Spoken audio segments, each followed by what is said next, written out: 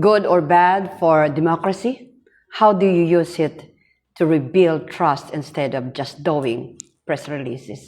Well, social media is helpful for one thing, no? Authenticity. Yeah. Social media people think,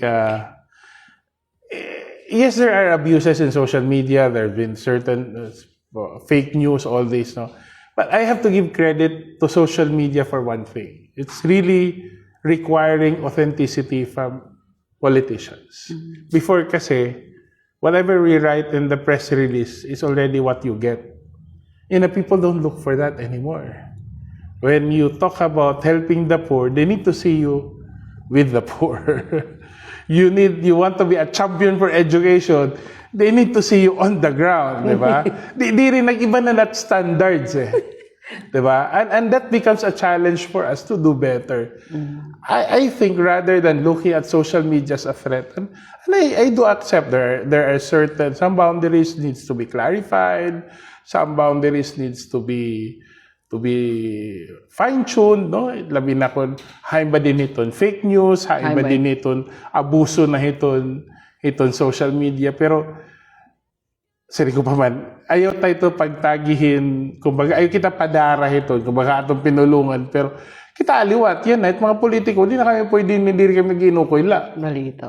Kay bibilngon kami social media. Mapakiyan na tao, ang congressman, ginukoy man la. Ang congressman, ang gimbuhat niya, di ba? I think for one thing, that has really helped democratize our public space. Correct. Na, magkikita ka news, bis ka pa magginuli at didahan ang TV, walit mabato na im. Yan na, makada ka nga na news, mag-comment ka, babatonon ka ni ba? People start conversation from that. Yes, unfortunately, there are some abuses, no? And there are labinet fake news, nga mga unfair criticism. But ako, I'm confident yung tao nakita ito. People see, people are the better judge of what needs to. Kaya daniti ba labi na yan nga may manipulation at social media, ada na ito mga trolls, mga bots, no. Sometimes it all become noise. Are you affected sometimes when bad comments? Well, if I get bad comments, okay. Yes, I do get affected because tao gadla ako. Makita ka na nga nihin 1,500 yung maraot yung ginina ka na imo. Bisan pa diri tuod, baga napaluya agad.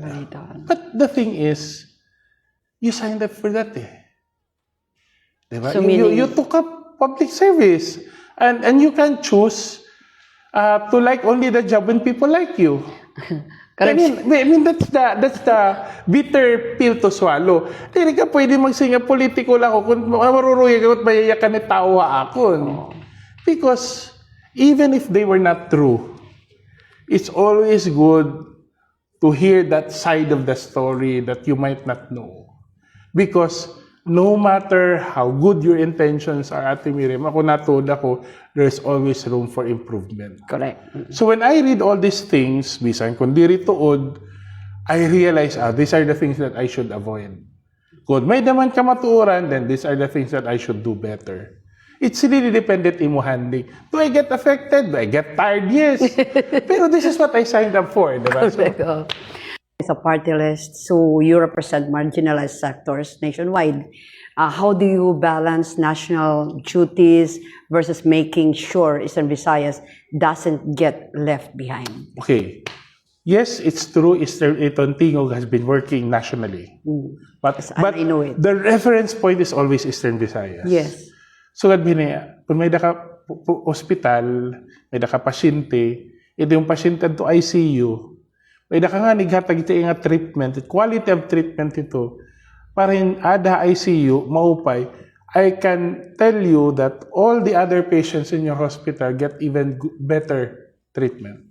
I see. Now, I'm not saying that we're in an ICU in Eastern Visayas, but we do have our unique difficulties and challenges. Ako natodla ko, if we do something good for Eastern Visayas, we will be able to help other regions as well. Because maybe, diri lang kita nakaka-notice, many parts of the country are actually like Eastern Visayas. Walang trabaho, habubo iton investment sa agriculture, may da mga kakulangan na infrastructure, mahinay iton healthcare service, and every time we make strides here, like itaton pag-ayadit EVMC, which has been one of the things that we're really, really proud that we've gone this far. Harayo pagad kita, pero harayo na liwat at Harayo na tabtan. na. Oo. Hingantuan. Kung makita kaya EVMC, Labi na halikan harayo na. na good man. Oo Hiyati naman. ka kan mga naginagi. And we've worked consistently on that. Iton, trabaho yan iton Summer Island Medical Center.